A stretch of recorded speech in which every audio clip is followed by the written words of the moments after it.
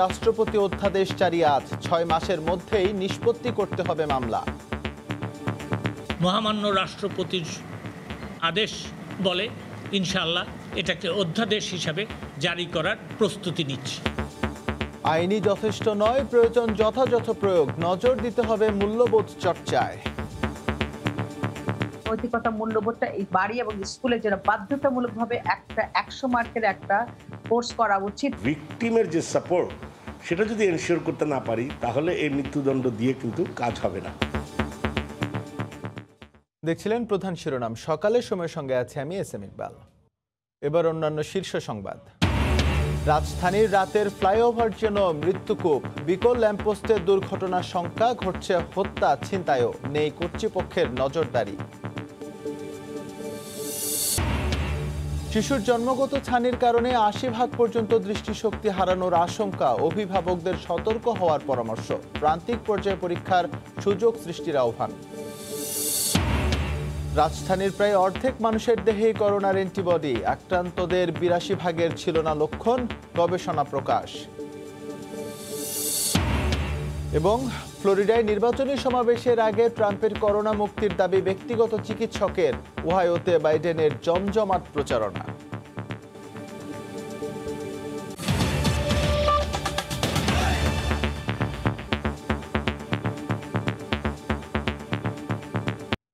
রাজধানীর ৪৫% মানুষের দেহেই তৈরি হয়েছে করোনার অ্যান্টিবডি। চলতি বছরের জুলাই পর্যন্ত অ্যান্টিবডি পরীক্ষায় এই তথ্য বেরিয়ে এসেছে।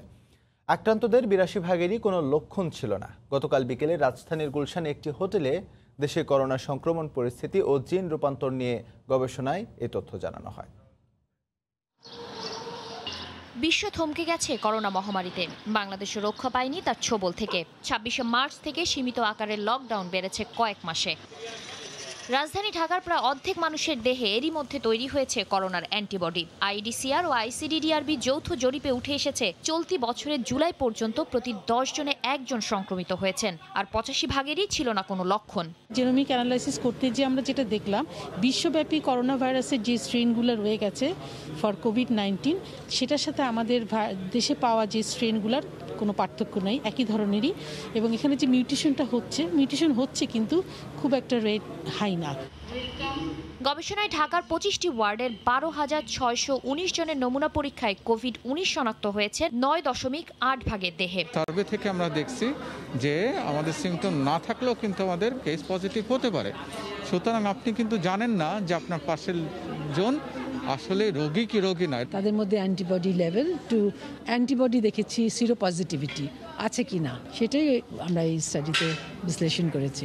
গবেষকরা বলছেন, সংক্রমণ নিয়ন্ত্রণে ও টিকা দেওয়ার ক্ষেত্রে এসব তথ্য কাজে লাগবে।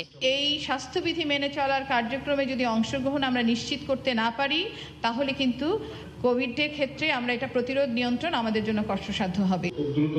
এদিকে স্বাস্থ্যমন্ত্রী জাহিদ মালেক আবারও আশ্বাস দেন, সব ধরনের পরিস্থিতি মোকাবেলায় প্রস্তুত সরকার। আমরা অন্যান্য অনেক দেশের, অনেক উন্নত দেশের তুলনায় বাংলাদেশ ভালো করেছে, এখন পর্যন্ত ভালো আছে। আইডিসিআর আইসিডিডিআরবি যৌথ জরিপের আর্থিক সহায়তা দিয়েছে যুক্তরাষ্ট্রের দাতা সংস্থা ইউএসআইডি ও Bill and Melinda Gates foundation. Shatila Sharmin, Somoy Sangbad, Dhaka. রাজধানীর রাতের ফ্লাইওভারগুলো যেন মৃত্যুকূপ, বিকল্প প্রতিটি ল্যাম্পপোস্ট, কোথাও আবার খুঁটি থাকলেও নেই বাল্ব। এতে রাতের অন্ধকারে যেমন ছিনতাইয়ের ঘটনা ঘটছে, তেমনি রয়েছে সড়ক দুর্ঘটনার ঝুঁকিও। তারপরও নজর নেই কর্তৃপক্ষের। রাজধানীর কুড়িল ফ্লাইওভারের চিত্র এটি। এমন সারিবদ্ধ ল্যাম্পপোস্ট থাকলেও নেই আলো, কোনো কোনো খুঁটিতে বাল্বই নেই, আবার কোথাও বাল্ব থাকলেও তা পড়ে আছে বিকল হয়ে। সন্ধ্যা নামার সঙ্গে সঙ্গে ফ্লাইওভারের উপর এবং নিচের চিত্র এমনই ভুতুড়ে। এসব এলাকায় ছিনতাইয়ের ঘটনাও ঘটছে হরহামেশাই। প্রত্যেকটা ল্যাম্পপোস্টের আলোই নষ্ট, এবং ইভেন ফ্লাইওভারের নিচেও ল্যাম্পপোস্টের কোনো আলো নাই। এই অন্ধকারের সুযোগ নিয়ে এখানে অহরহ ছিনতাইয়ের ঘটনা ঘটছে। প্লাস হচ্ছে আপনার সন্ধ্যার পরে এইসব এলাকায় দেখা যায় যে অসামাজিক কার্যকলাপও চলে। এখান দিয়ে রাত্রে চলাচলে অসুবিধা, যে কোনো সময় ছিনতাই আরও বড় ধরনের দুর্ঘটনা ঘটতে পারে।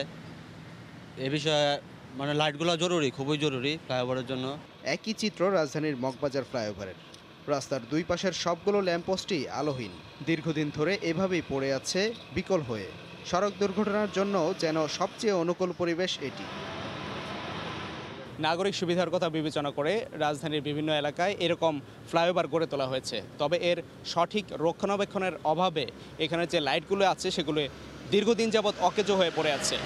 নগরবাসী বলছেন যে এর ফলে এখানে ছিনতাই সহ সড়ক দুর্ঘটনারও ঝুঁকি রয়েছে। এখানে লাইট নাই, এই কারণে গাড়ি চালাইতে অনেক সমস্যা হয়। ঠিক আছে, ছিনতাই হয়।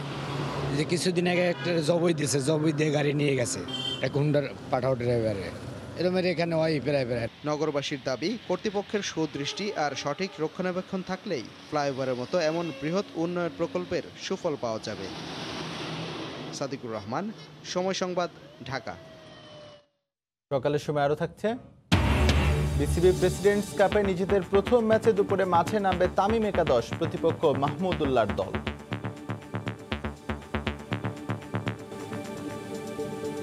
60% পর্যন্ত তেল সাশ্রয়ী 3 লেয়ার বিশিষ্ট বিভিন্ন ডিজাইনের টপার ননস্টিক কুকওয়্যার। জন্মগত ছানি ও আঘাতজনিত কারণে দৃষ্টিশক্তি হারাচ্ছে দেশের উল্লেখযোগ্য সংখ্যক শিশু। ছানির তীব্রতা ভেদে 10 থেকে 80% পর্যন্ত দৃষ্টিশক্তি কমে গেলেও অনেক ক্ষেত্রে বুঝতেই পারছেন না অভিভাবকরা। তাই লক্ষণ শুরুর সঙ্গে সঙ্গে শিশুর চোখের ছানি অপারেশনে অভিভাবকদের সতর্ক হবার আহ্বান চিকিৎসকদের। শিশুদের মধ্যে অন্ধত্বের প্রকোপ কমাতে স্কুল শুরুর আগেই প্রতিটি শিশুর চোখের পরীক্ষার সুযোগ সৃষ্টির আহ্বান বিশেষজ্ঞদের। নুরুল ইসলামের ছবিতে দেখুন মুজাহিদ শুভর রিপোর্ট। চলছে জন্মগত চোখের ছানি অপারেশন। রাজধানীর ইস্পাহানি ইসলামিয়া চক্ষু হাসপাতালে মাত্র 7 মাসের শিশুর চোখের ছানি অপারেশন করছেন চিকিৎসকরা। চোখের মনি সাদা হয়ে যাওয়া শিশুর সম্পূর্ণ দৃষ্টিশক্তি ফেরাতে জরুরি অপারেশনের সিদ্ধান্ত নেন চিকিৎসক। জন্মগত ছানি ছাড়াও চোখে নানা ধরনের আঘাতজনিত কারণে ছানি পড়ে শিশুর চোখে। অনেক ক্ষেত্রে স্টেরয়েড জাতীয় চোখের ড্রপ নিয়মিত ব্যবহারের কারণেও চোখে ছানি পড়ে 0 থেকে 16 বছর বয়সী শিশুর চোখে। বাচ্চারা আবার তীর নিয়ে খেলতেছিল, তীর ছুটছে, ছোড়ার পরে ওর চোখের একদম ওই মনিতে। হ্যাঁ, আমরা নেগলেসি করি এই জিনিসটা। আরো আগে ছানি অপারেশন করলেই হইতো, মানে লেন্স লাগাইতে। এই অপারেশনগুলো যদি আমরা দ্রুত করতে না পারি তাহলে ভবিষ্যতে এই ছানি থেকে ভবিষ্যতে চোখের পিছনে যে রেটিনা, সেই জিনিসগুলো আমরা যদি ঠিকমতো চিকিৎসা করতে না পারি তাহলে চোখের দৃষ্টি সারা জীবনের জন্য চলে যেতে পারে। চোখ সাদা বা অন্ধকারে জ্বলজ্বল করলে, দৃষ্টিশক্তি কমে গেলে শিশুকে দ্রুত হাসপাতালে নিয়ে আসার আহ্বান চিকিৎসকদের। আলো ভেতরে না ঢুকে ছানির কারণে তাহলে কিন্তু অন্ধত্বের সম্ভাবনা অনেকাংশে বেড়ে যায়। অনেকের মাঝে দেখা যায় মিসকনসেপশন থাকে যে বাচ্চা বড় হোক সার্জারি করব, কিন্তু না, যত দেরি করে সার্জারি করা হবে বাচ্চার ভালো দেখার পরিমাণ কমে যায়। এবং এগুলো আমরা বেশিরভাগ ক্ষেত্রে পাই গ্রামের বাচ্চাদের ক্ষেত্রে, যে গ্রামের বাচ্চারা ডিলে করে। শিশুর চোখের ছানি, আরোপি সহ জটিল সমস্যা সমাধানে অত্যাধুনিক প্রযুক্তি ও প্রশিক্ষণ দিয়ে সরকারকে সহায়তা করছে দেশি বিদেশি সংস্থা। হসপিটালকে আমরা ইকুইপ করেছি, তারপরে হসপিটালের টিম আমরা তৈরি করেছি, ফেসিলিটিসে পুরো ইকুইপমেন্টস দিয়েছি এবং রেফারেল মেকানিজমটা আমরা তৈরি করেছি, যাতে করে আপনার একেবারে নিচু পর্যায়ের যে কমিউনিটি হেলথ ওয়ার্কার তারা যখন আইডেন্টিফিকেশন হবে তারা যাতে ওই সেন্টারগুলোতে পাঠাইতে পারে। গত বছর শুধু একটি হাসপাতালে 1400-র বেশি শিশুর চোখের ছানি অপারেশন করা হয়েছে। চোখে ছানি পড়ার পর যত বিলম্বে অপারেশন করা হবে শিশুর দৃষ্টিশক্তি হারানোর আশঙ্কা ততই বাড়বে বলে মনে করছেন বিশেষজ্ঞ চিকিৎসকরা। মুজাহিদ শুভ, সময় সংবাদ, ঢাকা। সৈকতের বালিয়াড়িতে অবৈধ স্থাপনা উচ্ছেদে উচ্চ আদালতের আদেশ থাকলেও আবার নতুন করে তৈরি হচ্ছে দোকানপাট। টাকার বিনিময়ে প্রভাবশালীরা সৈকতের বালিয়াড়িতে দোকানপাট তৈরি করছে বলে জানিয়েছে খোদ ব্যবসায়ীরাই। সৈকতের বালিয়াড়ি দখলমুক্ত করার জন্য বারবার আন্দোলন করেও কাজ হচ্ছে না বলে দাবি সুশীল সমাজের। তবে সৈকতে নতুন করে কোনো স্থাপনা নির্মিত হলে তা দ্রুত ভেঙে দেওয়া হবে বলে জানিয়েছে জেলা প্রশাসন। আরও জানাচ্ছেন সুজাউদ্দিন রুবেল। বিশ্বের দীর্ঘতম সমুদ্র সৈকত কক্সবাজার, যার সৌন্দর্য উপভোগ করতে দূর দূরান্ত থেকে ছুটে আসে দেশি বিদেশি হাজার হাজার পর্যটক। কিন্তু সৈকতের এই সৌন্দর্য দিন দিন হারিয়ে যাচ্ছে। সৈকতের বালিয়াড়িতে নির্মিত হয়েছে শত শত দোকানপাট ও স্থাপনা, যা উচ্ছেদে উচ্চ আদালতের আদেশও রয়েছে। কিন্তু এই আদেশ তোয়াক্কা না করে আবারও সৈকতের সুগন্ধা পয়েন্টে নতুন করে নির্মিত হচ্ছে দোকানপাট। আমরা এখানে আছি প্রায় 8টা দোকান, 8টা হলো যে আপনার ডাবের দোকান, বাকিটা হলো যে আপনার খাবারের দোকান। কিছু ভাত বিক্রি করে আর কিছু বাকি চা পানি বিক্রি করে, ওই রকম দোকান। এটা অনুমোদিত কার্ড অনুযায়ী কার্ডের আমরা ছবি পাইছি বা একটা কার্ড দিছে, কার্ডের পরিমাণ মতো নিছি আর কি, সবাই যেরকম নিছে এরকম নিছি। এগুলো মনে করেন কিছু ক্ষমতাশীল মানুষ ওগুলোর দোকানগুলো রেখে দিয়েছে, এগুলো পরবর্তীতে ম্যাজিস্ট্রেট সাহেব হয়তো ওটাইও দিতে পারে। সৈকতের বালিয়াড়িতে অবৈধ দখল ও ঝুপড়িমুক্ত করার জন্য দীর্ঘ সময় ধরে আন্দোলন করে আসলেও কোনো কাজ হচ্ছে না বলে জানায় সচেতন মহল। বালিয়াড়ি থেকে সমস্ত অবৈধ স্থাপনা, ঝুপড়ি, দোকান এবং উচ্ছেদ করা এবং কোনো অবস্থায় নতুন কোনো কিছু নির্মাণ করতে সেখানে বাধা দেওয়া। তবে জেলা প্রশাসক আশ্বাস দেন, সৈকতে নতুন করে কোনো স্থাপনা নির্মিত হলে তা দ্রুত ভেঙে দেওয়া হবে। নতুন করে কোনো দোকান তৈরি করার কোনো সুযোগ নাই। যদি এটা করে আমরা দ্রুত এটা ভেঙে দেব। দাপ্তরিক যে কপি সেটা আমরা এখনো পাইনি। এটা পেলেই উচ্ছেদের জন্য আমাদের নির্দেশনা আছে, সেইগুলো আমরা দ্রুত উচ্ছেদের ব্যবস্থা নেব। কক্সবাজার সমুদ্র সৈকতের লাবণী, সুগন্ধা ও কলাতলি পয়েন্টের বালিয়াড়িতে রয়েছে সহস্রাধিক দোকানপাট ও স্থাপনা। সুজাউদ্দিন রুবেল, সময় সংবাদ, কক্সবাজার। ভোর থেকে ক্রেতা বিক্রেতার হাঁক ডাকে সরগরম সিরাজগঞ্জের রায়গঞ্জ উপজেলার চান্দাইকোনা পাইকারি সবজি বাজার। উপজেলার আশেপাশের এলাকার বিভিন্ন সবজি ক্ষেত থেকে উৎপাদিত টাটকা সবজি এই বাজারে নিয়ে আসেন কৃষকরা। রাসায়নিক মুক্ত বিভিন্ন ধরনের টাটকা সবজির পসরা বসে এই বাজারে। এখান থেকে খুচরা বিক্রেতারা পাইকারি দামে সবজি কিনে নিয়ে বিভিন্ন বাজারে বিক্রি করে থাকেন। প্রতিদিন এই সবজি বাজারে 30 থেকে 40 লাখ টাকার সবজি কেনাবেচা হয়। তবে জেলার কয়েক দফায় বন্যায় সবজি ক্ষেতের ক্ষতি হয়, সব ধরনের সবজির দাম বেশি বলে জানিয়েছেন পাইকাররা। দাম একটু বেশি হলেও আড়তগুলোয় শীতের আগাম সবজি ফুলকপি 80 টাকা, পটল 50 টাকা কেজিতে পাইকারি বিক্রি হচ্ছে। এছাড়াও মরিচ 190 টাকা, আলু 45 টাকা, আদা 60 টাকা, বেগুন 40 টাকা দরে বিক্রি হচ্ছে। সবজির পাশাপাশি এই বাজারে পাওয়া যায় বিভিন্ন জাতের শাকও।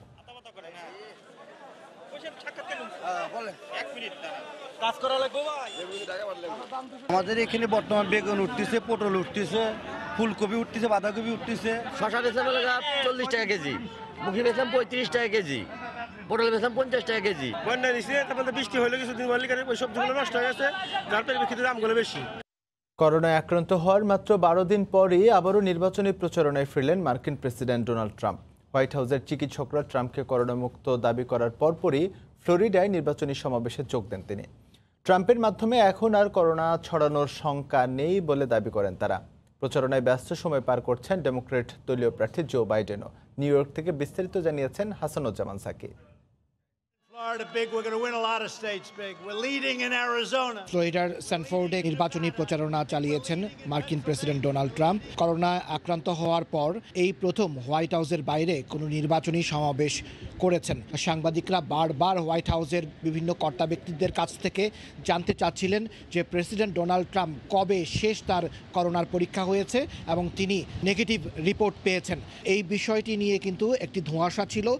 এমন একটি সময়ে তিনি নির্বাচনী সমাবেশ করলেন যখন যুক্তরাষ্ট্রেও কিন্তু করোনা ভাইরাস আবারও সেই মারাত্মক আকার ধারণ করছে। সোমবারেও পুরো যুক্তরাষ্ট্রে 45,000-এরও বেশি মানুষ নতুন করে করোনা রোগে আক্রান্ত হয়েছে একদিনে। এমন একটি অবস্থায় নির্বাচন যেহেতু সামনে, দুই দলের প্রার্থীরাই কিন্তু তারা নির্বাচনী সমাবেশ করে বেড়াচ্ছেন। মনোনীত বিচারপতি অ্যানি কোমি ব্যারেট তার কিন্তু মার্কিন সিনেটে কিন্তু তার শুনানি হয়েছে, অর্থাৎ তিনি মার্কিন সিনেটে সাক্ষাৎকার দিয়েছেন। সুপ্রিম কোর্টে 9 জন বিচারপতি রয়েছে। এই 9 জন বিচারপতির মধ্যে যে 5 জন বিচারপতি যেদিকে রায় দেয় সেই দিকেই কিন্তু যুক্তরাষ্ট্রের যে কোনো বড় ইস্যুতে কিন্তু সিদ্ধান্ত হয়। সেই ক্ষেত্রে এই বিচারপতি নিয়োগের পরে রিপাবলিকান দল যদি আগামীতে ক্ষমতায় নাও আসে ডোনাল্ড ট্রাম্প, তাহলেও রিপাবলিকান দল কিন্তু সুপ্রিম কোর্টে এবং বিচার ব্যবস্থায় কিন্তু একটা প্রভাব বিস্তার করবে আজীবন, অর্থাৎ এই বিচারপতিরা আমৃত্যুই কিন্তু থেকে যাচ্ছেন। সেজন্যই বিরোধী দল ডেমোক্রেটিক পার্টি তারা বলছিল যে নির্বাচনের আগে যেন এই নতুন বিচারপতি নিয়োগ দেয়া না হয়, 4 দিন শুনানি চলবে, তারপরে ভোটাভুটি হবে। সেই ভোটাভুটির পরে যদি তার পক্ষে রায় যায় তাহলেই এই এমি কোনি ব্যারেট নতুন বিচারপতি নিয়োগ পাবেন সুপ্রিম কোর্টে। হাসানুজ্জামান সাকি, সময় সংবাদ, নিউ ইয়র্ক। বিসিবি প্রেসিডেন্টস কাপের খবর। নিজেদের প্রথম ম্যাচে আজ মাঠে নামবে তামিম একাদশ। তাদের প্রতিপক্ষ মাহমুদুল্লাহর দল। মিরপুর শেরে বাংলা জাতীয় স্টেডিয়ামে ম্যাচটি মাঠে গড়াবে দুপুর 1টায়। ত্রিদলীয় টুর্নামেন্টে মাঠে নামার আগে আজ শনিবার শেষ দিনের মতো অনুশীলন সেরেছে তামিম একাদশ। বৃষ্টির কারণে মাঠ ভেজা থাকায় এমনিতেই নির্ধারিত সময়ে অনুশীলন শুরু করা সম্ভব ছিল না। তারপরও দিবারাত্রি টুর্নামেন্টে মানিয়ে নিতে ফ্লাড লাইটে অনুশীলনের লক্ষ্যই সন্ধ্যায় প্র্যাকটিস সেশন শুরু করে তারা। মিরপুর স্টেডিয়ামের সেন্টার উইকেটে অনেকটা ওয়ানডে মেজাজে ব্যাটিং করেছেন তামিম। এক প্রান্ত থেকে বোলিং ঝালিয়ে নিয়েছেন তাইজুল, শরীফুল ও মিনহাজুল। বোলিং অনুশীলন করেছে মোস্তাফিজও। এদিকে আজ বিশ্রামে ছিল মাহমুদুল্লাহর দল।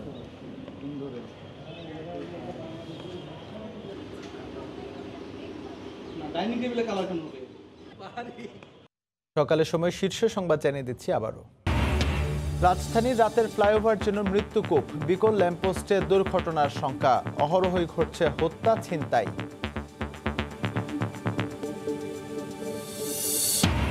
এবং ফ্লোরিডায় নির্বাচনী সমাবেশের আগে ট্রাম্পের করোনা মুক্তির দাবি ব্যক্তিগত চিকিৎসকের। ওহাইওতে বাইডেনের জমজমাট প্রচারণা। এই ছিল সকালের সময়। সঙ্গে থাকুন সময়ের।